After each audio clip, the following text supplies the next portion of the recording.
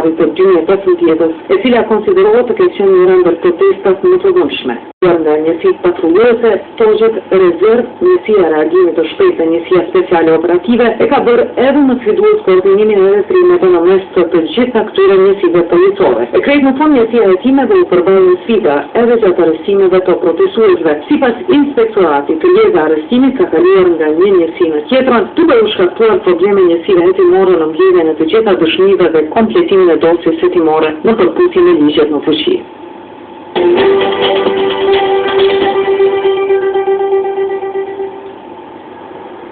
Edhe këtë vetë zyrtarët e shtetit flasin se po punojnë për ta futur Kosovën në sistemin ndërkombëtar të sigurimeve, kartonin e gjelbër. Përderisa Kosova nuk po mund të jetë antare në të drejta të plota, si pasojë të mos qenit antare Kombeve të Bashkuara, asaj u kanë ofruar dy shtete, Austria dhe Slovenia, që të kenë nën përgjegjësi territorin tonë. Rahim Pacolli nga Këshilli i Byros Kosovare të Sigurimeve ka deklaruar se janë dhënë dy garanci që do të jepen nga Kosova në mënyrë që të bindet Byroja Evropiane e Kartonit të Gjelbër. Pacolli ka shpresë se nga vera e këtij viti Kosova ta ketë mundësinë që të ketë në përdorim kartonin e gjelbër dhe me këtë hap të përfundojnë edhe pagesat kufitare nga mërgjimtarët. Koalizioni merr vesh se për realizimin e këtij plani qeveria do të kërkojë nga BE-ja që t'i bëjë presion Serbisë për të mos lejuar që veturat e serbëve të Kosovës me regjistrime të paralistës të sigurohen se Përgjë.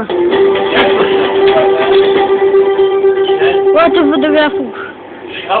Qeveria shtretohet se milionat e fondit të veteranëve u realokuan për fondin e vitit 2016, pasi sipas tyre u rrit edhe numri i veteranëve të papunë. Ministri i Punës Arben Abrashi thot me bindje se rreth 10 milion euro e ndërzuar nga fondi i vitit 2015 në atë të vitit 2016. Mbi 3.000 veteranëve ju shkeli drejta pasi ata morën vetëm pensionin e vjetorit, me që ministria nuk pati të vollat për t'u dhënë tyre. Por ky fakt sipas Abrashit është një lëshim teknik. Megjithatë, koha vizioni vazhdimisht që nga Hana ka kërkuar nga dy ministrit, ajo e financave dhe ministria e punës, sqarim se ku mbetën rreth 12 milion euro të fondit të veteranëve. Asnjëra e as tjetra nuk janë përgjigjur emailave të kohavizionit, ashtu siç nuk janë përgjigjur as në telefonata. Gjatë javës veteranët kanë paralajmëruar protesta nëse nuk i marrin pensionet e tyre. Por bëhet e ditur se javën e ardhshme ata pritet të kenë një takim me kryeministrin Mustafa.